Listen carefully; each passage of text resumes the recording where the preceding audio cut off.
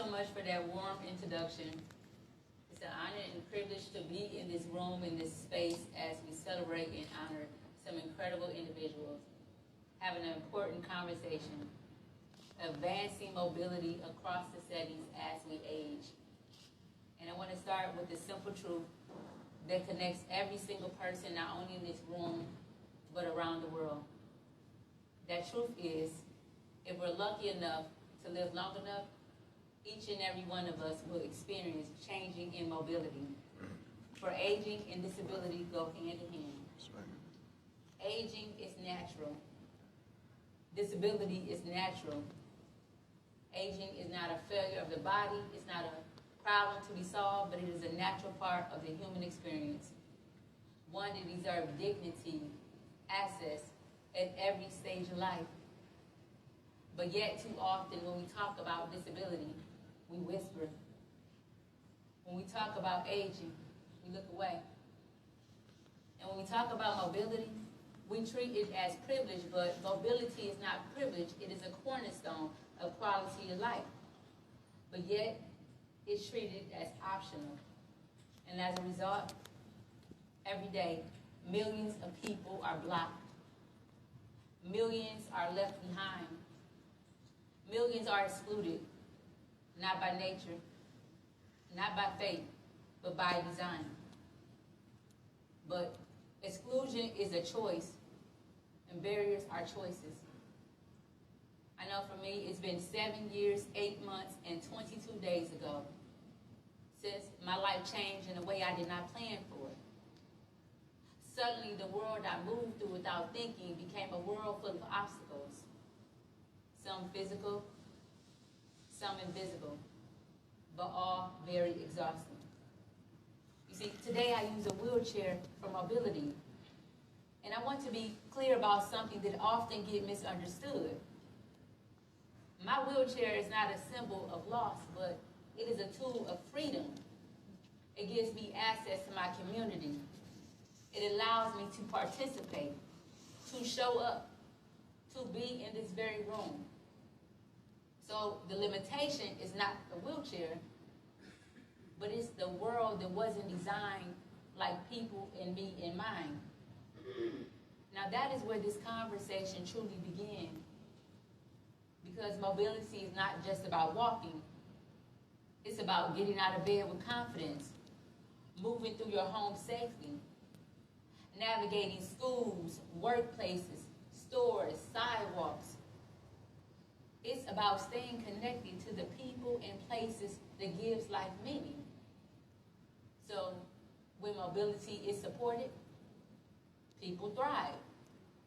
But when mobility is ignored, people shrink. Not because they want to, but because the world may be longing too hard.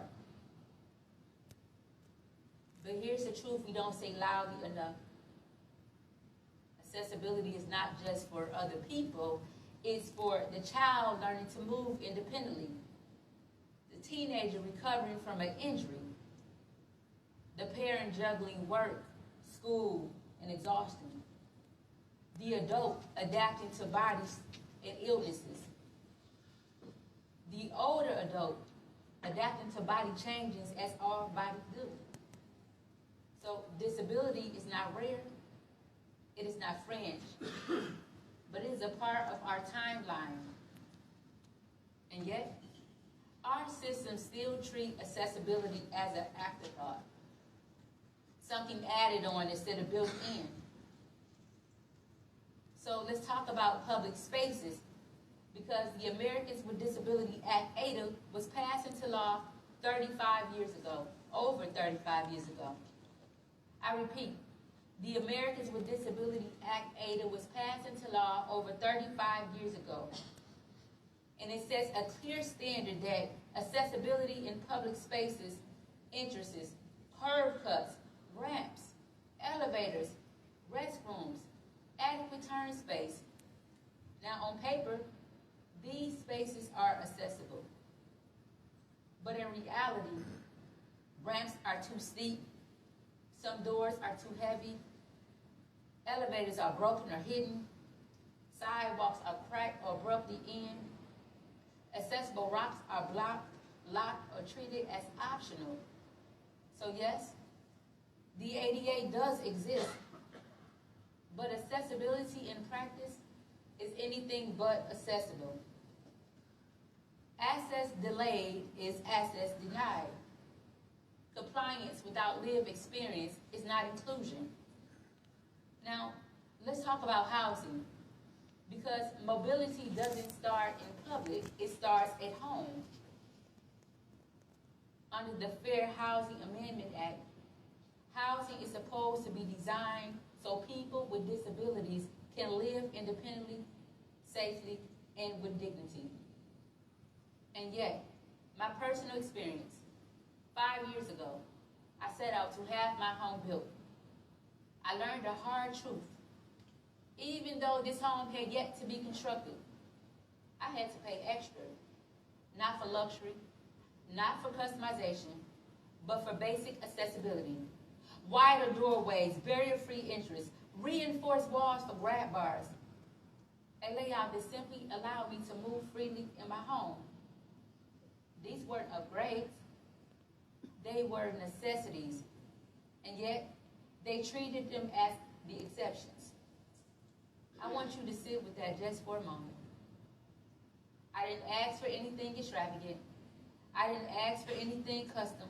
I simply asked for a home that I can live in and navigate safely, independently, and with dignity. And the system said, Shantae, that will cost you more. That is not equity. That is not inclusion. That is a failure of imagination and a policy. Because if these features were standard, not special, if we design with homes of the assumption that all body changes, if we plan for aging instead of reacting to crisis, everyone would benefit. Universal design helps everyone. So accessibility is not special treatment, it is smart design. And more than that, it is a statement of value. That's right. We often hear, but aging is inevitable. And yes, it is. But exclusion does not have to be. We can choose environments that evolve with us. We can choose policies that anticipate change instead of reacting to crisis. We can choose a design that says, my friend, you belong here, now and later. And that certainly means advancing mobilities across the settings as we age, in homes, in communities, in healthcare systems, in public spaces. Because access in one place but not another is not access at all. It's fragmentation. Because true mobility follows people wherever life takes them. Now yes, we have come a long way since the ADA went into place. But we still have a long way to go. Too many of us are still being blocked. Too many of us are still being left out. We can't enter to buildings, transportation systems that we cannot use. We cannot get into places simply to just enter.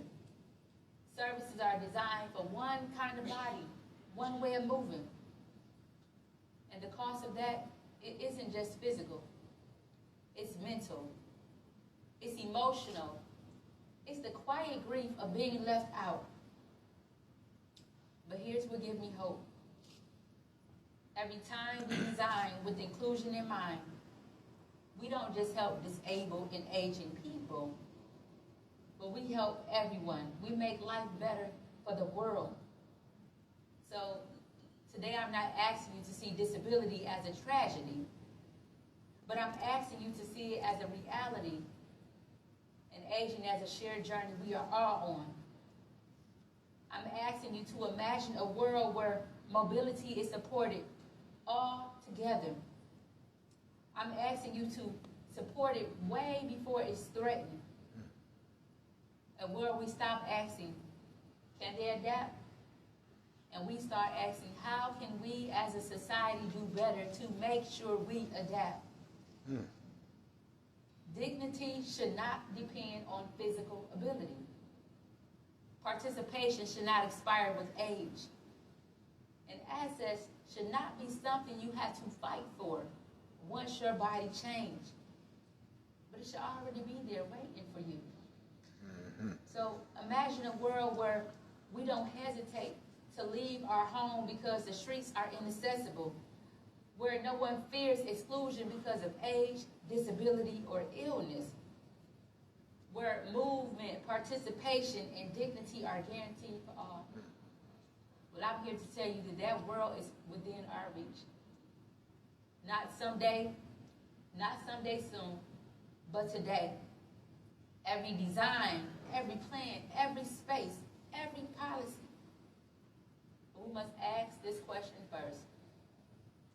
Who's being left out? Does this enable everyone to move freely? If yes, celebrate it. If no, change it. No excuse, because mobility is not a privilege. Mobility is not a bonus. Mobility is a right. I said mobility is a right. And we must ensure that every person, everywhere, at every stage of life, that movement is never the exception, but the expectation. But my friend, awareness alone is not enough. Intent is not enough. Compliance is not enough. But what we need now more than ever is action. Action that says accessibility is not a favor, is not an upgrade, is not a line item to be negotiated, but it's a starting point. That's right. So my call to action today is design as if you would need it, because you will. Plan as if aging is the norm, because it is. Build as if access is a right, because it is.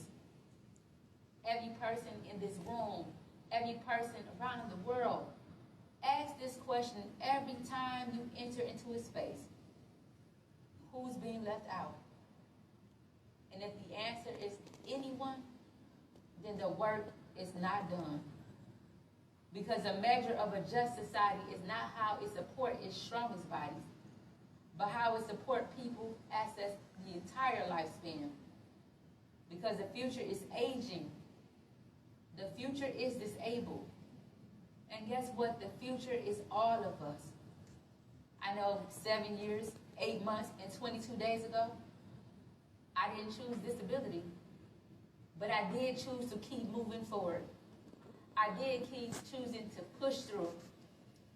And I chose to believe that we live in a world where we can build a future where mobility across the lifespan is not an exception, but the expectation. But we must let every step, every role, every voice, every notion be a declaration that mobility is a right. No barrier, no exception, no one left behind. Because when we open doors, we don't just change buildings, but we set humanity in motion. Now, the future of aging, it isn't about adding years to life, but it's about adding life to years. I said the future of aging isn't about adding years to life, but it's about adding life to years. And mobility is how we get there. So if and when we choose wisely, mobility will never be an exception for a few, but it will be the expectation for all.